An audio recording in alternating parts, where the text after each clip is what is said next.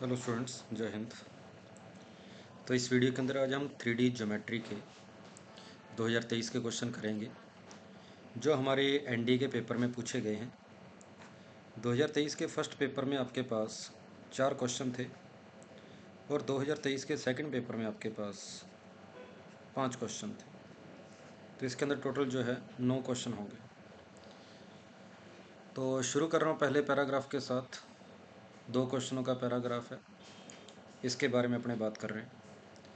Consider the following for the next 2 items that follow. आपको ए point के coordinate दे रखे हैं, बी पॉइंट के कोऑर्डिनेट दे रखे हैं और डायमीटर, और ये बोला गया है कि दोनों के दोनों पॉइंट जो हैं वो डायमीटर के किनारे हैं। तो डायमीटर का एक किनारा आपके पास 1 -1 2 है। डायमीटर का दूसरा किनारा आपके पास 2, 1, -1 है। ये डायमीटर के दोनों किनारे हो गए और इन दोनों को डायमीटर के किनारे मानते हुए हमने सर्कल की इक्वेशन तैयार करनी है कि सर्कल की इक्वेशन क्या होगी। तो डायमीटर के दोनों किनारों का मिड पॉइंट जो होगा वो मेरे स्फीयर का सेंटर होगा। डायमीटर के दोनों किनारों का मिड पॉइंट जो है वो सेंटर होगा। तो ये बनेगा 3/2, 0, 1/2। 3/2, 0, 1/2 ये सेंटर के कोऑर्डिनेट हो गए। अब डायमीटर की लेंथ कितनी होगी अंडर रूट में x2 - x1 का होल स्क्वायर 1, y2 - y1 का होल स्क्वायर 4, z2 - z1 का होल स्क्वायर 9। तो डायमीटर की जो लेंथ होगी आपके पास वो √14 आ गई। डायमीटर की वैल्यू आपके पास √14 होगी, तो इसकी जो रेडियस है वो √14/2 हो जाएगी। और स्फीयर की जो इक्वेशन बनेगी वो बनेगी x - 3/2 का होल स्क्वायर प्लस y - 0 का होल स्क्वायर प्लस z - ½ का होल स्क्वायर इक्वल टू में r स्क्वायर, इक्वल टू में r का स्क्वायर। ये हमारे पास स्फीयर की इक्वेशन है। स्फीयर की इक्वेशन होगी एक्स स्क्वायर माइनस, ये बनेगा 3x a - b के होल स्क्वायर का फॉर्मूला लगा रहा हूँ। X square minus 3x plus 9/4 plus Y square plus Z square minus Z plus 1/4 is equal to 14/4। ये मेरे पास स्फीयर की इक्वेशन आ गई।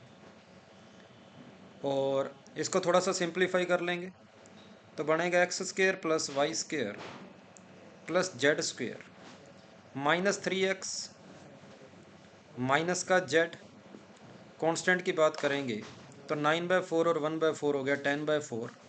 10/4 में से 14/4 माइनस करेंगे तो माइनस का 4/4 मतलब -1 आ जाएगा। ये मेरे पास स्फीयर की इक्वेशन आ गई है। मेरे से पूछा गया u + v + w बताओ क्या है। तो x का कोफिशिएंट जो है वो 2u है, तो 2u की वैल्यू -3 है, तो u की वैल्यू -3/2 हो जाएगी। y का कोफिशिएंट मेरे पास नहीं है, 2w की वैल्यू जो है वो मेरे पास -1 है, तो w की वैल्यू मेरे पास -1/2 हो जाएगी। और मेरे से u, v और w का सम पूछा है, तो अब इनका सम करेंगे u और w का, तो -3/2 और -1/2 आपके पास -2 आ जाएगा। ये पहला क्वेश्चन हो जाएगा।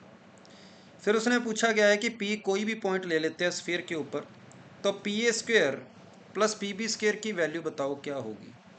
तो इस तरीके से अगर मेरा स्क्वायर है, स्फीयर है, इसके ऊपर कोई भी पॉइंट P लेता हूँ, ये A है, ये B है, तो आप देखेंगे PA और PB ये आपस में परपेंडिकुलर होगी, क्योंकि सेमी सर्कल के अंदर बना हुआ ट्रायंगल जो होता है वो हमेशा राइट एंगल ट्रायंगल होता है। और पाइथागोरस से PA का स्क्वायर प्लस PB का स्क्वायर जो है वो AB के स्क्वायर के इक्वल आ जाएगा। मतलब ये जिसकी वैल्यू पूछी गई है PA का स्क्वायर और PB का स्क्वायर, ये AB के स्क्वायर के इक्वल है। और A से लेकर B की जो लेंथ है, जो कि अपना डायमीटर है, उसकी वैल्यू आपने ऑलरेडी √14 निकाली हुई है, तो AB² की वैल्यू आपके पास 14 आ जाएगी। बी ऑप्शन मेरे पास इस क्वेश्चन का आंसर है। तो ये स्फीयर का आपके पास क्वेश्चन आया था, इसका आंसर आपके पास पहले क्वेश्चन का ए ऑप्शन है, दूसरे का बी है। और अगर आप डायरेक्ट डायमीटर फॉर्म में लगाना चाहते तो आपको इतना कुछ करने की ज़रूरत नहीं थी। ये आपके पास डायमीटर फॉर्म में स्फीयर की इक्वेशन होती है, आप इससे भी इस क्वेश्चन को कर सकते थे। इस तरीके से आप इसको सॉल्व कर देते, यहाँ से भी आपके पास स्फीयर की इक्वेशन आ जाती,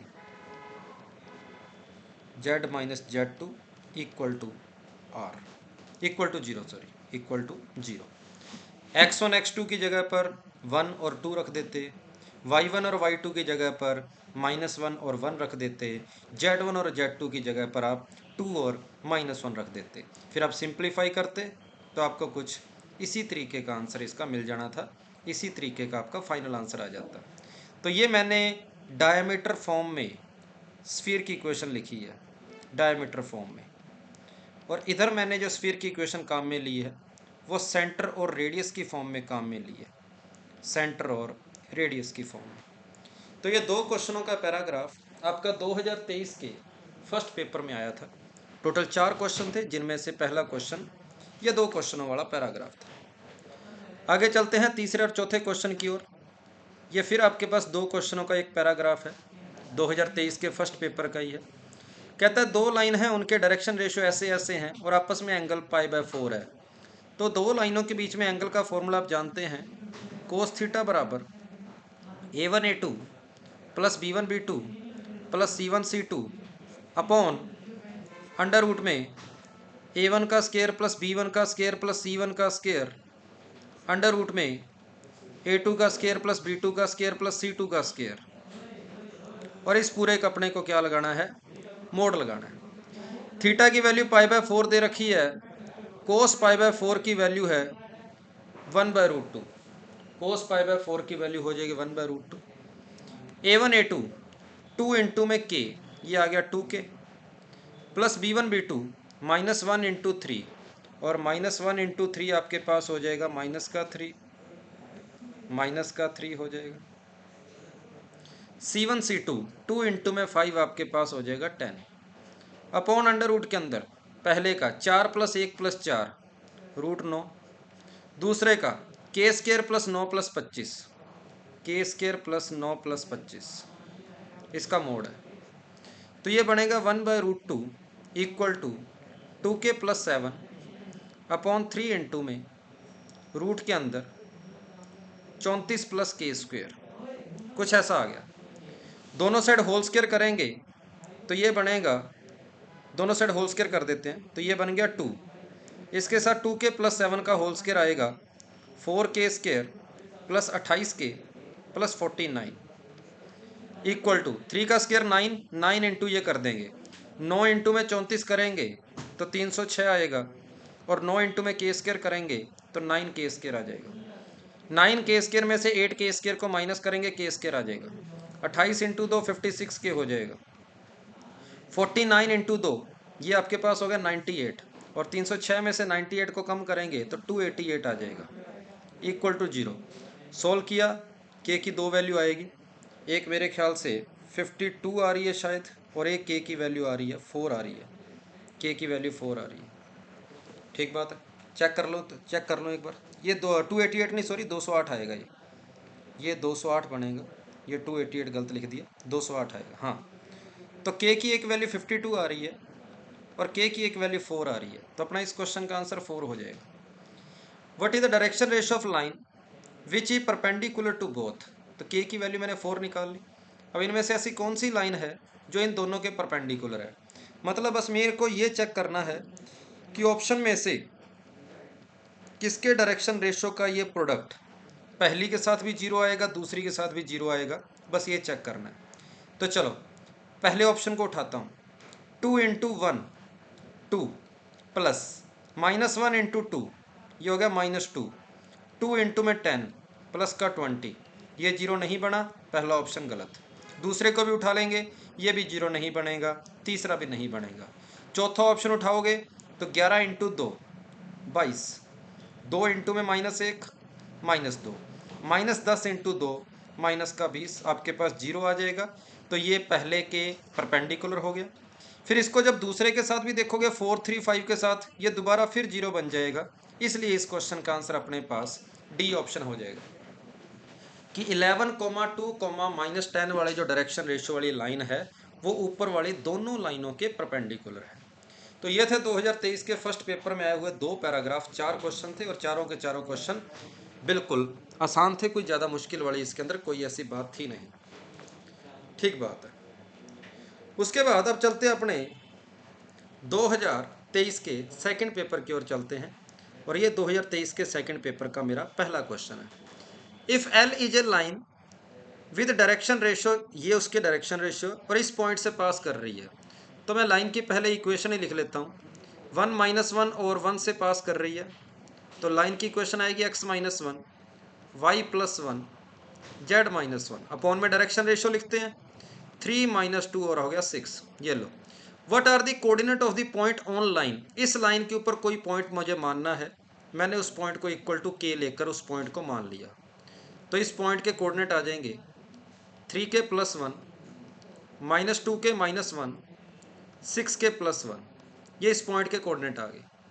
कहता है कोई एक पॉइंट है उसकी 1, -1, 1 इस पॉइंट से इस पॉइंट की जो डिस्टेंस है वो 2 के बराबर है, तो इन दोनों पॉइंट के बीच में डिस्टेंस फॉर्मूला लगा लो, आपका आंसर आ जाएगा। इन दोनों में जब डिस्टेंस फॉर्मूला लगाएंगे x2 - x1 3k का whole square plus y2 - y1 तो ये आपके पास आ जाएगा 2k का होल स्क्वायर। ठीक बात है, ओके। तीसरा, एक second, then what are the coordinate of point on L whose distance from 1 - 1 1 is 2। एक सेकंड, ये दोनों एक जैसे कैसे हो सकते हैं? ये पॉइंट तो मेरा लाइन के ऊपर था, तो ये पॉइंट अलग से कैसे आ सकता है? एक सेकंड, मैं इस क्वेश्चन को थोड़ा सा वेरीफाई करूँ, मुझे इसके अंदर थोड़ी सी गड़बड़ लग रही है। ये दोनों पॉइंट सेम नहीं हो सकते। तो ये 2023 के सेकंड पेपर का क्वेश्चन है 1 - 1 1।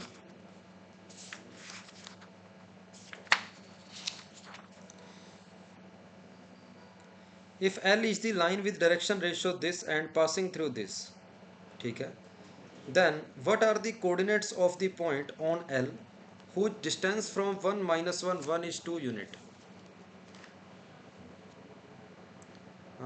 If L is the line with direction ratio ये passing through this, what are the coordinate of point on L whose distance from 1, -1 is 2? ठीक है, मतलब इस लाइन के ऊपर ही पॉइंट मानना है मुझे। ठीक है, फिर अगर ऐसी बात है तो फिर ऐसे कर लेते हैं। तो भाई ये 1 - 1 1 जो पॉइंट है, ठीक है, ये लाइन के ऊपर ही है अपना पॉइंट। मतलब तरीका तो हम सेम कर रहे हैं, लेकिन डायग्राम जो बनेगा वो इस तरीके से नहीं बनाना अपने को। वो डायग्राम जो है बस थोड़ा सा डायग्राम बदल जाएगा, बाकी इस तरीके से ये पॉइंट तो हमारा लाइन के ऊपर ही है, इस तरीके से। ठीक है, तो मुझे एक पॉइंट ऐसा चाहिए जो 2 डिस्टेंस दूर हो, इधर भी 2 हो सकता है, इधर भी 2 हो सकता है, मतलब मेरा जो आंसर आएगा 2 पॉइंट आएंगे। चलो, तो इसकी इससे डिस्टेंस ये होगी, इसकी इससे डिस्टेंस ये होगी, इसके इससे डिस्टेंस क्या हो जाएगी, ये आ जाएगी 6k का होल स्क्वायर इक्वल टू में आपके पास है 2। इसको सोल्व करते हैं तो 36 और 4 और 9 49k स्क्वायर इक्वल टू आ गया 2। तो 7k की वैल्यू आपके पास आ गई +-2। 7k की वैल्यू आ गई +-2, तो k की वैल्यू मेरे पास +-2/7 आ जाएगी। तो एक बार k की वैल्यू प्लस का 2/7 ले लो, एक बार k की वैल्यू माइनस का 2/7 ले लो, आपके पास दोनों पॉइंट आ जाएंगे। जब मैं प्लस का 2/7 लूँगा तो 2/7, तो ये बनेगा 6 + 7 13/7। क्या 13/7 आपको कहीं दिखाई दे रहा है? इसमें भी दिखाई दे रहा है, इसमें भी दिखाई दे रहा है, तो पहले 2 ऑप्शन कैंसिल हो गए। ठीक है, फिर यहाँ पर k की जगह 2/7 रखूँगा तो -4 और -7 -11 आएगा, ये ऑप्शन भी कैंसिल हो गया। इसका मतलब मेरा डी ऑप्शन मेरा आंसर है। तो k की वैल्यू जब प्लस का 2/7 रखूँगा तो ये पॉइंट आएगा, और k की जगह अगर माइनस का 2/7 रखूँगा तो ये ऑप्शन आएगा। ठीक बात है, तो इस क्वेश्चन का आंसर आपके पास डी ऑप्शन रहेगा कि वो जो पॉइंट है 1, -1 1 बिल्कुल सही था, इसमें कोई मिस प्रिंट नहीं थी, तो मुझे लगा मिस प्रिंट है इसलिए मैं बाहर पॉइंट देख रहा था। तो ये था पहला क्वेश्चन 2023 के सेकंड पेपर का। इसके बाद अपने चलते हैं इसके दूसरे क्वेश्चन की ओर। Second question, which one of the plane is parallel to the line. तो ये कोई प्लेन है, प्लेन के परपेंडिकुलर लाइन के जो डायरेक्शन रेशो हैं, प्लेन के जो लाइन परपेंडिकुलर होती है उसके डायरेक्शन रेशो एक बार मुझे नहीं पता। ये लाइन प्लेन के परपेंडिकुलर है, एक लाइन इस प्लेन के पैरेलल है, उसके डायरेक्शन रेशो 3 4 5 है। 3 4 5 इस लाइन के डायरेक्शन रेशो है। अब प्लेन के परपेंडिकुलर जो लाइन है उसके डायरेक्शन रेशो मैंने मान लिए A, B, C। अगर ये दोनों लाइनें आपस में परपेंडिकुलर है तो इनका A1 A2 plus B1 B2 plus C1 C2 ये हमें जीरो करना है, ये हमें जीरो करना है। तो ये 3 4 5 का किसके साथ A1 A2 plus B1 B2 plus C1 C2 आ रहा है, ये हमें ऑप्शन से चेक करना है। तो पहले ऑप्शन को उठाऊंगा जब, तो 2 इंटू में ये 3, ये हो गया 6, 2 इंटू में 4 8, 1 इंटू में 5, ये जीरो नहीं आया, पहला ऑप्शन कैंसिल। दूसरा ऑप्शन 2 इंटू 3 6, 4 इंटू में -1 -4, -2 इंटू में 5, ये भी जीरो नहीं आया, ये ऑप्शन भी कैंसिल। 2 इंटू 3 6, 2 इंटू 4 8, -5 इंटू 2 10, ये भी जीरो नहीं आया, ये ऑप्शन भी कैंसिल। 3 इंटू में 1 3, -2 इंटू में 4 माइनस का 8, प्लस का 1 इंटू में 5 प्लस का 5, ये जीरो आ गया। डी ऑप्शन मेरा आंसर है, इस क्वेश्चन का आंसर हो जाएगा डी ऑप्शन। पूछा गया था इनमें से कौन सा प्लेन जो है हमारी लाइन के परपेंडिकुलर है। बढ़िया। क्वेश्चन नंबर सेकंड के बाद क्वेश्चन नंबर थर्ड की ओर चलते हैं। दोनों लाइंस के बीच में एंगल बताना है क्या होगा।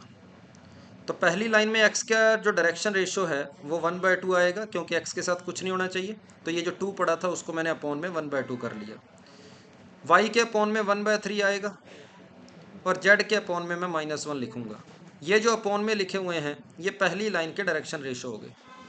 दूसरी लाइन में आएगा x upon 1/6, y upon -1, z upon -1/4, ये दूसरी लाइन के डायरेक्शन रेशो हो गए। और मुझे पूछा गया है एंगल बिटवीन लाइन, दोनों लाइंस के बीच में एंगल बताओ। तो कोस थीटा वाला फॉर्मूला लगा लो। A1 इंटू में A2 1/12, B1 into B2 -1/3, C1 into C2 plus का 1/4, कुछ ऐसा आ गया। और अपॉन में अंडर रूट में जो भी पड़ा है।